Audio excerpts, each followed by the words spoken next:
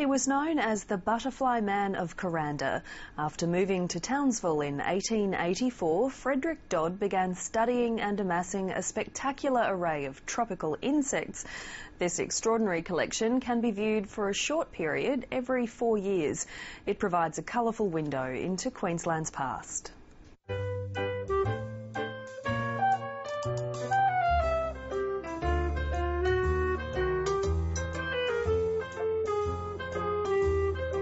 Insects aren't always considered precious, but this collection breaks the mould. Some of these specimens are more than 100 years old. It's a wonderful treasure of the Queensland Museum. We've had it locked away for over 15 years, and it's really wonderful to bring it out of the closet and show it off again. The collection represents the life work of Frederick Dodd and was donated by his family, who had cared for it for decades. One of Queensland's foremost entomologists, he assembled this extraordinary exhibition. But he didn't start out working with insects. He was a bank teller who was unwillingly transferred to Townsville, where a friend introduced him to insects, and his life took a whole new course. He and his wife raised 6 children on the proceeds of insects, and it became a whole family business. He was able to sell specimens at first to the great collectors of Europe, people like Lord Rothschild and Lord Walsingham. All those collections ended up in the British Museum, where they formed probably the most important collection of Australian insects in an overseas institution. At the time, many of those insects were incredibly rare. The king stag beetles he collected would have sold for several £1,000s. I suspect it's probably the most of that species in one place in the world. It's a magnificent coloured stag beetle with iridescence of green and purple from North Queensland.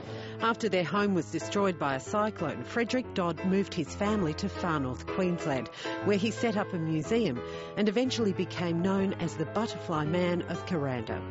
It was a regular tourist highlight, and he created displays that delighted visitors.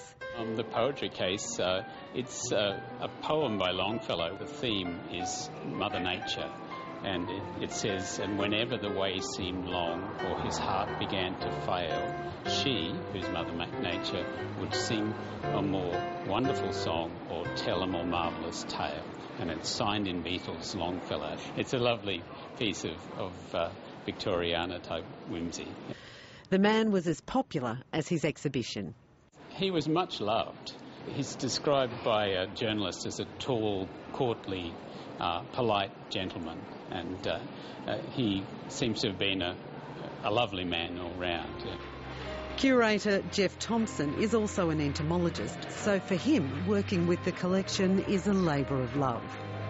It's hard to have favourites, but I think I like the lycaenid butterflies, the ant blues that we have at the entrance is one of the iconic cases, but I also love the Grand Parade and the Golden Shield. They're fantastic cases. It's just extraordinary. The colours it's incredible they're so vivid after such a long time. It's really wonderful, isn't it, that the colours have been preserved. Not many collections of this age would have that vibrancy still. It's a fabulous survivor. The family looked after it beautifully, and it's a tribute to them that it's in such perfect condition. This viewing of the collection is as rare as some of its residents. To preserve its remarkable state, it can only be exposed to light for a limited time. While it's out, it will be shown in Brisbane, Townsville and Toowoomba. We can only let it out of the closet for limited times. After those 3 6-month periods, we'll have to put it away for 4 years to rest. It's important to maintain some of the life for future generations. And this weekend is your last chance to catch the exhibition in Brisbane. It moves on to Toowoomba in September and Townsville in July next year.